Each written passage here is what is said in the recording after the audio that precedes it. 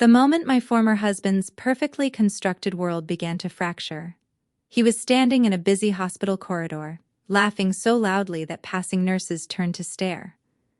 He had a diaper bag slung over one shoulder and was telling anyone within earshot that divorcing me was the single best decision he'd ever made. I remember the exact time, 10:17 a.m. The clock above the nurse's station seemed to freeze that instant in my memory because that was when I saw Ethan Parker again for the first time in nearly a year. People always say that time heals everything. I'm not so sure. Time doesn't erase the sting of betrayal, it just teaches you how to carry the weight without collapsing. After 12 months of picking up the pieces of a shattered life, you stop expecting surprises. You stop thinking you'll run into the man who broke your heart while you're rushing to a staff meeting with a stack of patient files. And you certainly don't expect to find him standing next to the woman who was once your closest friend holding a baby. For a moment I was frozen, not because I still loved him. That chapter had closed a long time ago. But some wounds never fully heal. They just stay dormant, waiting for life to find the perfect moment to make them ache again. Outside, the morning was cold and dreary. Heavy clouds blanketed the city, and rain drummed a steady rhythm against the hospital windows. Maybe it was the weather, or maybe treachery simply never becomes ordinary. "Dr. Bennett," one of the nurses looked at me with a worried expression. "Are you okay?" I forced a calm smile and adjusted the tablet tucked under my arm. "I'm fine, just distracted." She nodded and hurried off toward another patient. I considered walking right past them without saying a word. Unfortunately, Ethan noticed me first. His face lit up immediately, not with guilt, not with shame, but with sheer smugness. The same arrogant smirk I'd seen across countless dinner tables during our marriage. Well, he announced loudly enough for half the waiting room to hear. "Look who decided to show up." Several visitors glanced in our direction. Hospitals have a peculiar talent for making awkward encounters feel like public spectacles.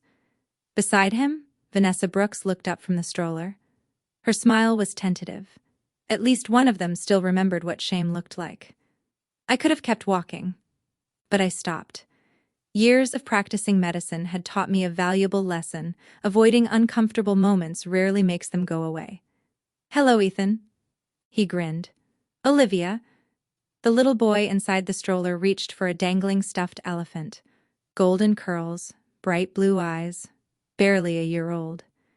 Vanessa gently adjusted his blanket with movements that felt almost theatrical, as if she wanted everyone nearby to admire the perfect little family they appeared to be. For several seconds, no one spoke.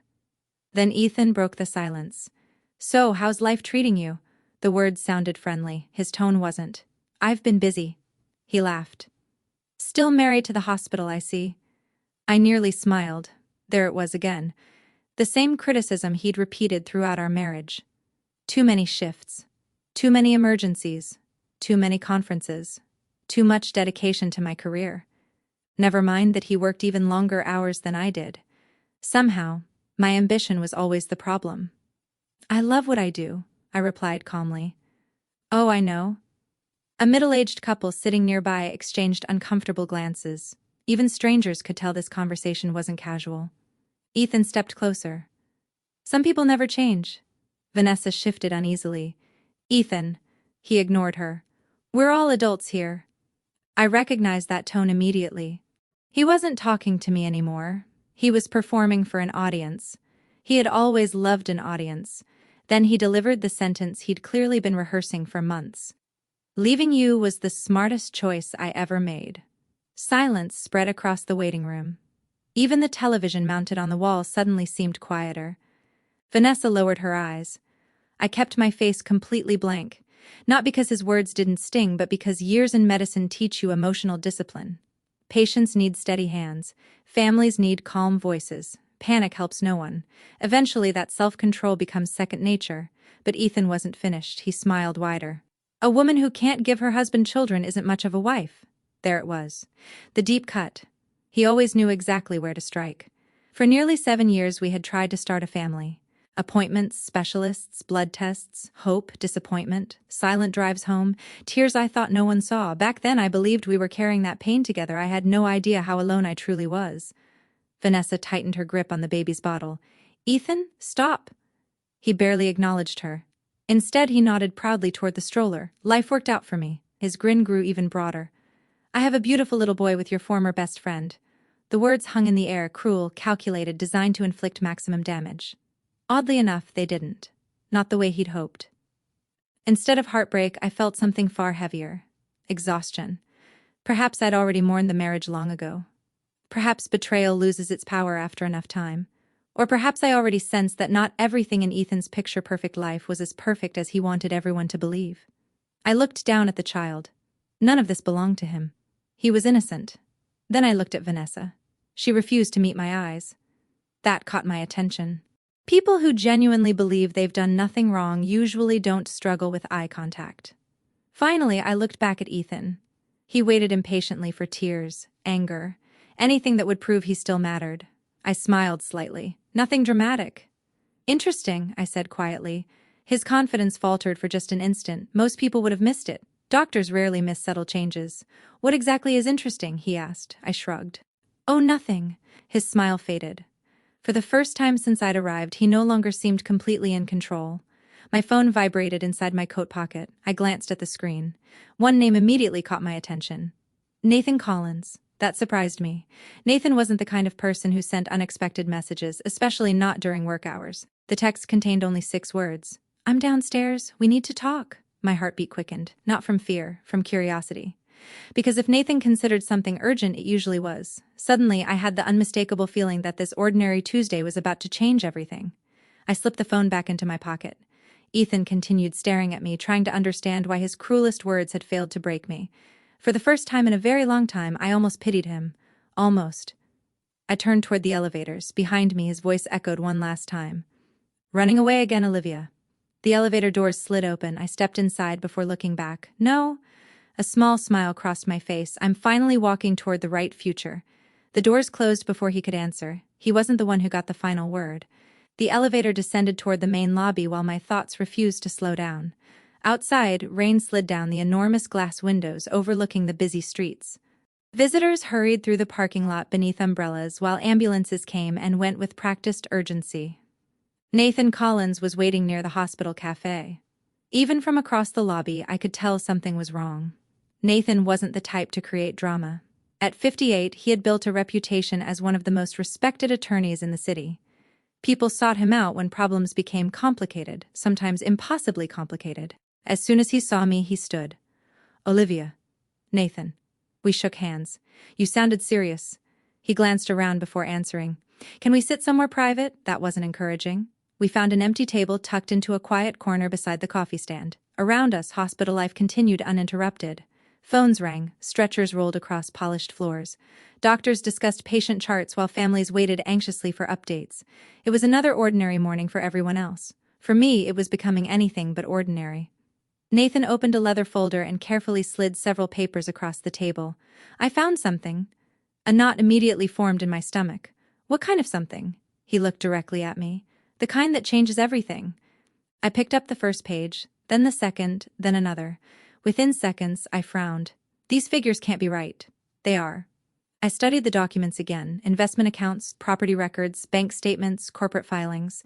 The numbers painted a picture completely different from the one Ethan had presented during our divorce. I looked up. How much? Nathan hesitated. Our current estimate, he paused, is just under $700,000. For a moment, I honestly thought I'd misunderstood him. $700,000? He nodded. Assets he never disclosed. I leaned back in silence. The amount wasn't just shocking, it was almost unbelievable. Ethan had always seemed careless with everyday responsibilities. He forgot passwords, lost important paperwork, misplaced his car keys constantly. Yet somehow he'd managed to conceal nearly $750,000 during divorce proceedings. How? Nathan smiled faintly. Greed. I raised an eyebrow. Most fraud investigations begin the same way, he continued. Someone wants more. He pointed to another document.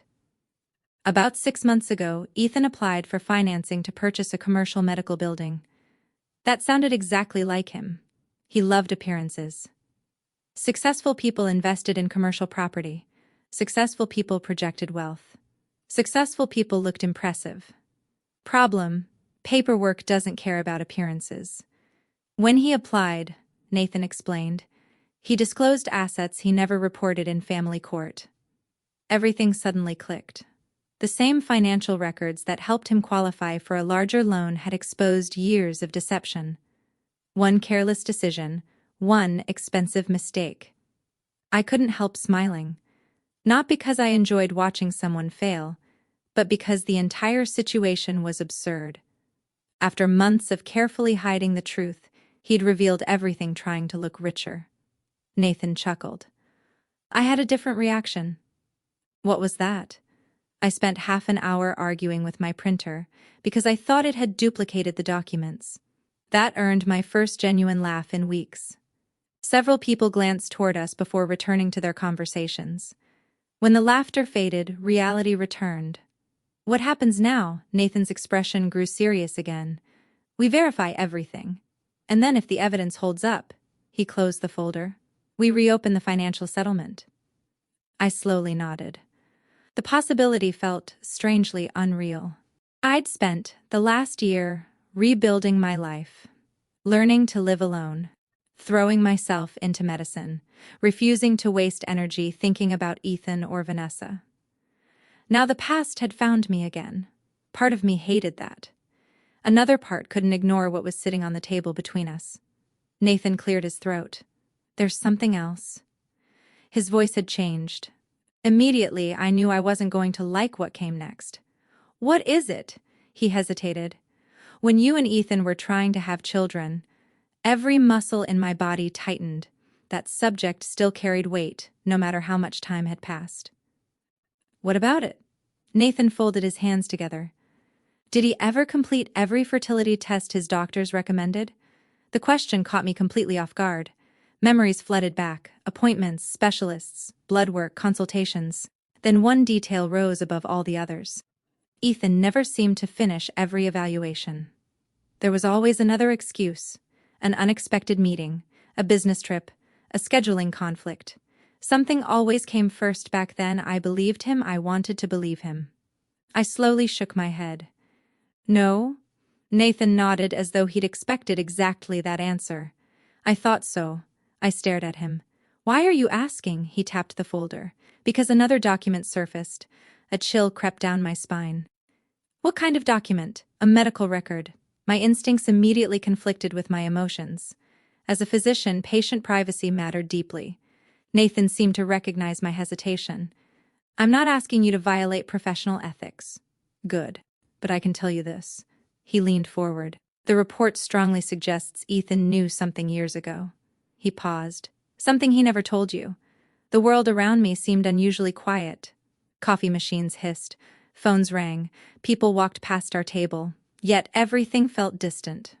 My thoughts raced through years of memories, arguments, accusations, late-night conversations. The countless moments when Ethan insisted the problem had to be mine. 4 years. I blamed myself. I questioned my own body. Wondered if I'd somehow failed our marriage.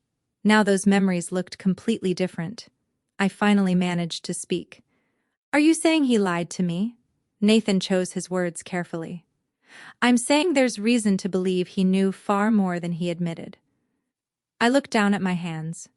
Suddenly, dozens of old conversations replayed inside my head with entirely new meaning. Outside, rain continued striking the windows.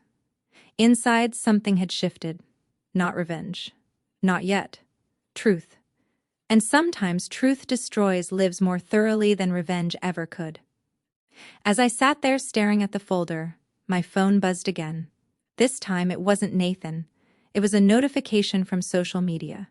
Vanessa Brooks had just uploaded another family photo. Normally I would have ignored it, but something about the picture caught my attention immediately. I opened it.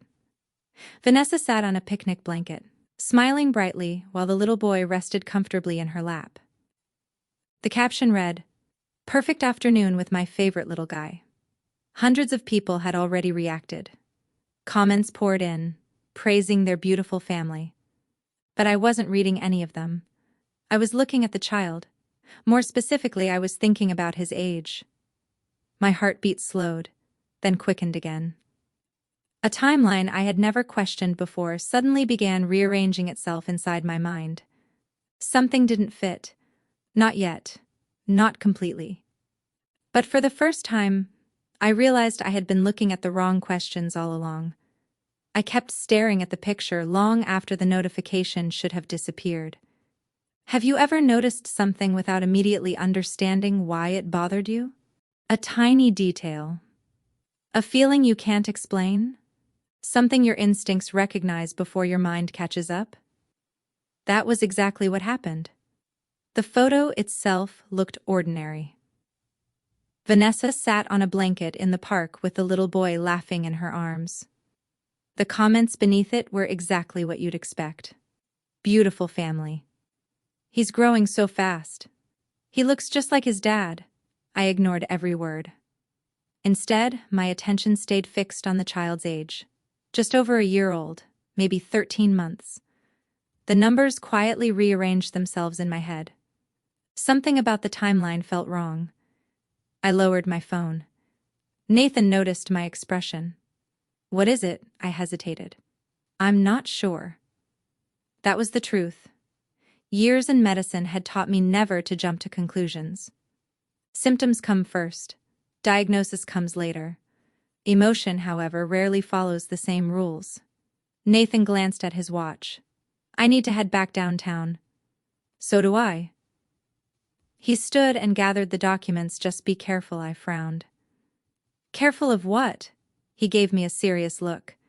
When people spend years protecting a lie, they don't usually react well when the truth starts catching up. At the time, I thought he was exaggerating. He wasn't.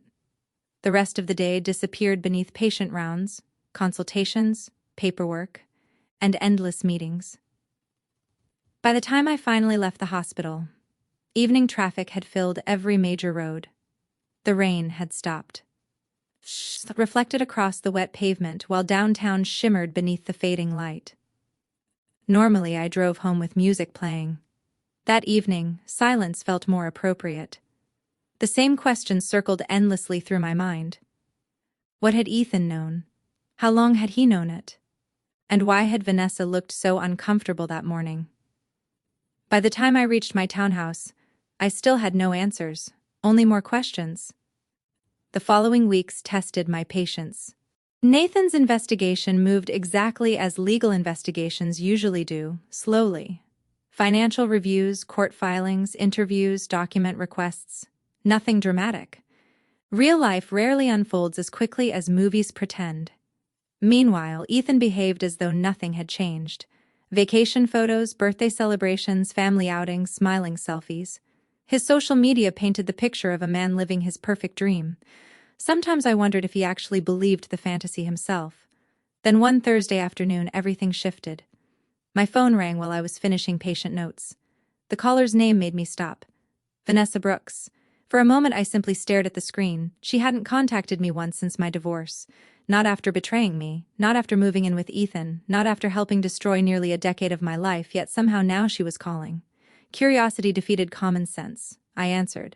"Hello?" Silence. Only nervous breathing. Then Olivia. Her voice sounded fragile.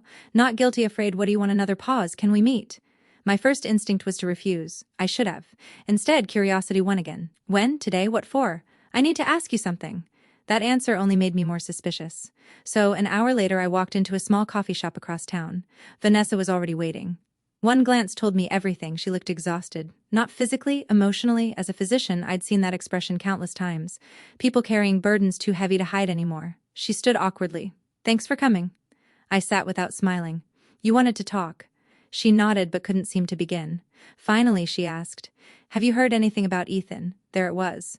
Not an apology, not remorse. Concern, real concern. What kind of thing? She wrapped both hands around her coffee cup. "He's been different." I waited. "He keeps stepping outside whenever his phone rings." I said nothing. "He gets angry if I ask who he's talking to." Still nothing. Then she lowered her voice. "I found something." Immediately, my attention sharpened. "What?" She swallowed hard. "Some paperwork." "What kind?" She hesitated. "I think." She looked around before continuing. "Medical paperwork." A cold feeling settled in my chest. Nathan's warning echoed in my mind. What did it say? She quickly shook her head. I don't know. I studied her face carefully. This time, she wasn't lying. I only saw a few pages. She rubbed her forehead. But when Ethan realized I'd found them, her voice trembled. I've never seen him panic like that. Neither of us spoke for several seconds. Finally, she looked directly at me. Olivia. Yes, her eyes searched mine. Did he ever lie to you? For one unbelievable moment, I almost laughed. Not because it was funny, but because life sometimes creates situations too ironic to believe. The woman who had helped destroy my marriage was now asking whether the man she'd chosen could be trusted. Life has an extraordinary sense of humor. I slowly stood. That's something you're going to have to figure out yourself. Disappointment crossed her face. Maybe even regret. But I wasn't responsible for comforting her anymore. That part of my life had ended long ago. As I reached the door, she called after me. Olivia. I stopped without turning around. I think something's terribly wrong. I remained silent for a long moment. Then I nodded once. So do I. 3 days later, Nathan called. And everything I thought I understood changed completely. Not because my suspicions were confirmed, but because they were shattered. The truth turned out to be stranger than anything I could have imagined. 5 minutes after that phone call, a familiar baby bottle slipped from someone's hands and crashed onto the polished floor of Riverside Medical Center.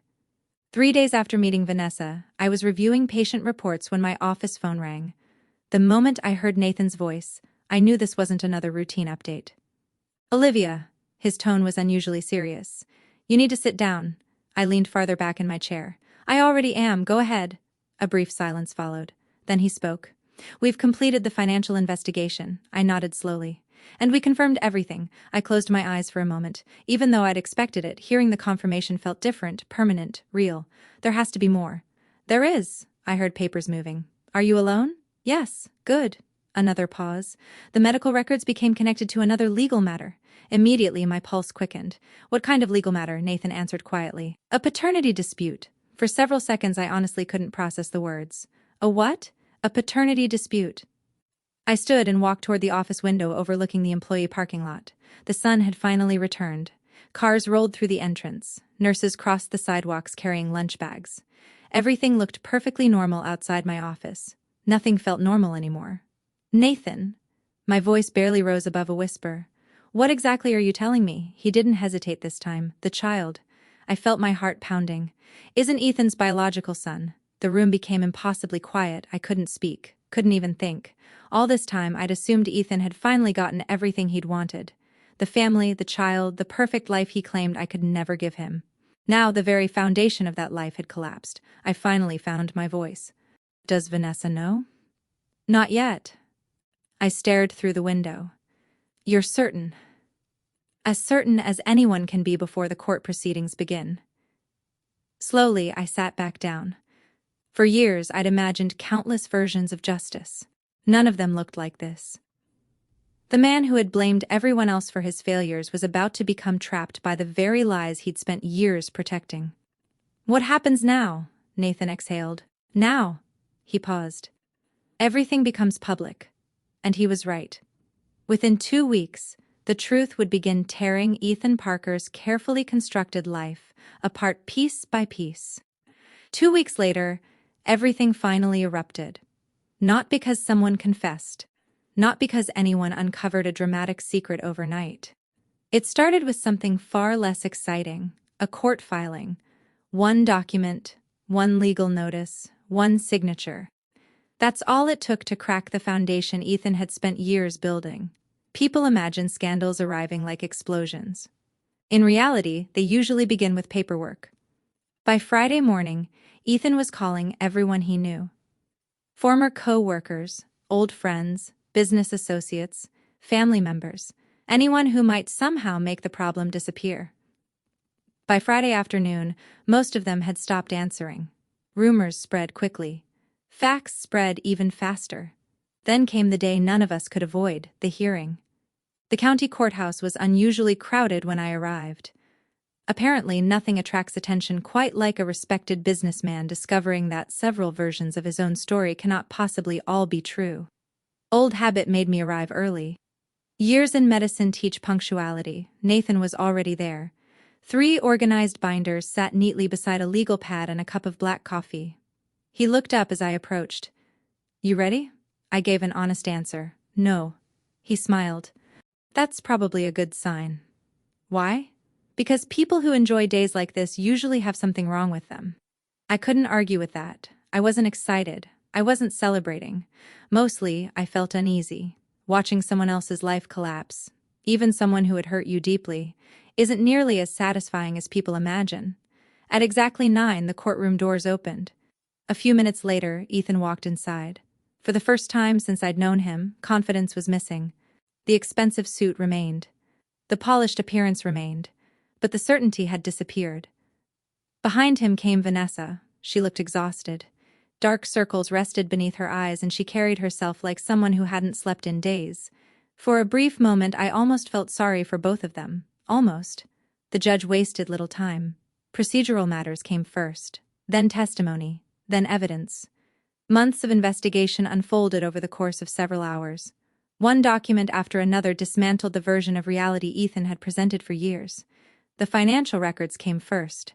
Hidden investment accounts, undisclosed properties, transfers between personal and business accounts, bank statements that should have been disclosed during our divorce. Each new exhibit weakened his position. Each explanation sounded less believable than the last. The courtroom remained unusually quiet. Then Nathan introduced the medical evidence. Everything changed. The silence became absolute. Even the attorney stopped shuffling paperwork. The report showed that years earlier, while we were still married, Ethan had undergone fertility testing, not partial testing, complete testing. And the results had revealed severe reproductive issues he never shared with me, issues he deliberately concealed. He allowed me to believe I was responsible. He let me endure years of guilt, years of self-doubt, years of wondering why my body had failed us. My hands rested quietly in my lap. Outwardly, I remained calm. Inside, something finally broke free. I remembered every appointment, every negative pregnancy test, every drive home where neither of us spoke. Every night I cried after he fell asleep. All that time I blamed myself. Now strangers sitting inside a courtroom learned the truth in less than 10 minutes. I wasn't angry anymore. I wasn't even shocked. Mostly I felt relieved. Relieved that reality finally existed outside my own memories. Relieved that I no longer carried the burden alone, but the hearing wasn't finished. Not even close. Nathan requested permission to introduce another report. The judge nodded. The courtroom grew quiet once again. A certified laboratory had completed genetic testing as part of a separate legal investigation. The conclusion was clear. There was no ambiguity, no confusing medical terminology, no alternative interpretation.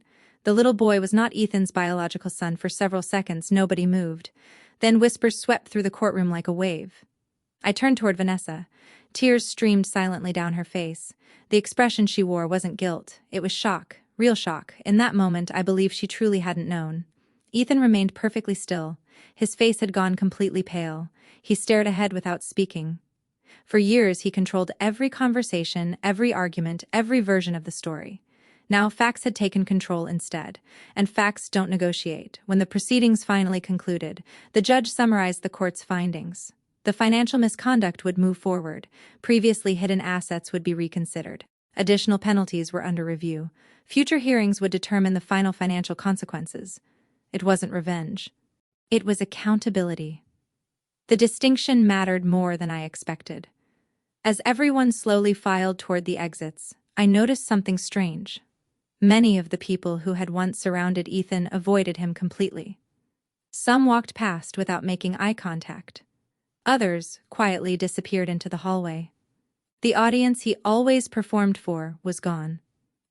Outside the courthouse, reporters waited near the entrance. Camera crews stood behind temporary barriers while photographers searched for reactions. Nathan leaned toward me. "You don't have to speak." "I wasn't planning to." He nodded approvingly. "Good." We exited through a side entrance instead. The afternoon air felt cool against my face. For the first time in years, I took a deep breath that didn't feel heavy. Not because justice had erased the past. Nothing could do that. But because the truth no longer belonged only to me. It finally existed where everyone could see it. As Nathan unlocked his car, my phone vibrated. A message from an unknown number. I opened it cautiously. There were only 4 words. "Can we please talk?" No signature, no explanation. I already knew who had sent it. Vanessa. I stared at the message for several seconds before locking my phone again. Nathan noticed. "You don't have to answer today." "I know. Or tomorrow." I slipped the phone into my pocket. "I know. Some conversations couldn't repair what had already been broken. Others were necessary simply because the truth deserved to be heard. I wasn't sure yet which kind this would become. But one thing had finally become clear. The hardest chapter of my life was ending. What came next would be entirely my choice. 6 months passed. By the time autumn arrived, life had become surprisingly quiet. One Saturday evening, I sat on the patio behind my townhouse with a mug of coffee warming my hands as the setting sun painted the sky in shades of gold and orange. My phone buzzed. Expecting another hospital notification, I glanced at the screen. Instead, it was a message from Dr. Mia Sanders, one of the younger physicians I'd mentored during her residency. "Thank you for believing in me when I doubted myself. I couldn't have made it through without your guidance." A smile spread across my face. Of every message I'd received that year, that one meant the most. Not the legal updates, not the endless gossip, not the people who suddenly wanted details about Ethan's downfall.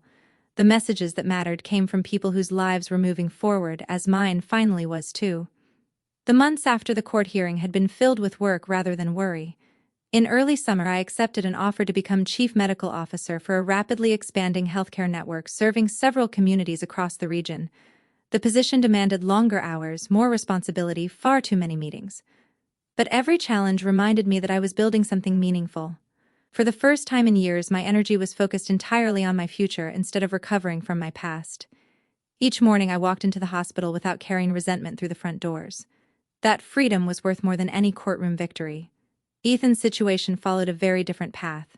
The financial investigation continued, uncovering inconsistencies. Additional records surfaced. New audits revealed transactions that raised even more questions. The legal system handled everything from there. Eventually, I stopped following the updates. Not because I wished him well, not because I wished him harm, but because his choices no longer belonged in my life. That realization became one of the greatest lessons I'd ever learned.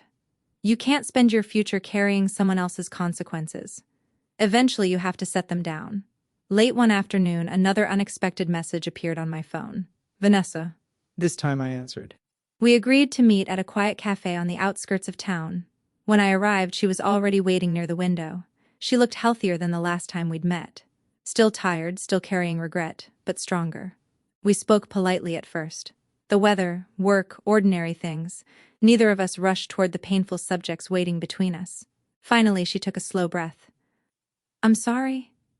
The words came quietly, without drama, without excuses. "I know saying that doesn't erase anything." "No," I replied honestly. "It doesn't." She nodded. "I believed things that weren't true." For the first time that afternoon, she met my eyes. I let someone else's lies become my reality. There was no self-pity in her voice, only regret, real regret. As I studied her expression, I realized something important. We hadn't survived the same experience, but we had survived the same deception. That didn't make us friends again. Some bridges aren't rebuilt, but it allowed something else, understanding. We talked for nearly an hour, not about revenge, not about blame, about healing, about rebuilding trust in ourselves after discovering how easily trust can be manipulated. When lunch ended, we exchanged a brief, awkward hug. Then we walked in opposite directions. That felt right. Forgiveness isn't always dramatic. Sometimes it simply means refusing to let yesterday continue renting space inside your mind. That was enough for me. Several weeks later, while organizing storage boxes in my garage, I discovered an old photo album tucked beneath a stack of forgotten decorations. Curious, I sat on the floor and began turning the pages. Medical school graduation, family vacations, holiday dinners, my first apartment, wedding photographs, the early years of a marriage that had once seemed unbreakable. I studied each picture carefully, not with bitterness, not with regret, with perspective. The woman smiling from those photographs wasn't foolish. She wasn't weak, she wasn't naive, she was simply someone who trusted the person she loved. Trust wasn't her mistake. Betrayal was his. For years I'd quietly wondered whether I could have prevented everything that happened. Looking at those photographs, I finally accepted the answer: no. Another person's character is never yours to control. People make choices. Those choices eventually become habits. Those habits eventually become consequences. Sooner or later, everyone lives inside the life they've created. As evening settled over the neighborhood, I carried the photo album back inside and placed it on a bookshelf, not hidden away, not displayed proudly, simply where it belonged. Part of my story, not the definition of it. Life was still imperfect. Some days remained exhausting. The hospital could be overwhelming. Unexpected memories still appeared from time to time, but they no longer dictated the direction of my life. That was the real victory. Not watching someone else fall, but discovering that I no longer needed them to. If this journey proves anything, it's that truth doesn't always move quickly. Sometimes it takes months, sometimes years. But truth has remarkable patience. It keeps moving even when people try to bury it. Justice may arrive late, healing may take longer than expected, but neither depends on the approval of the people who hurt you. They depend on your willingness to keep walking forward, and when you finally do, you realize something unexpected. The happiest chapter of your life doesn't begin when someone else loses. It begins the moment you stop allowing your past to decide your future. As I switched off the lights and closed the front door that evening, I smiled. If you found something in this story that resonated with you, please hit that like button and subscribe to my channel for more stories about resilience and truth.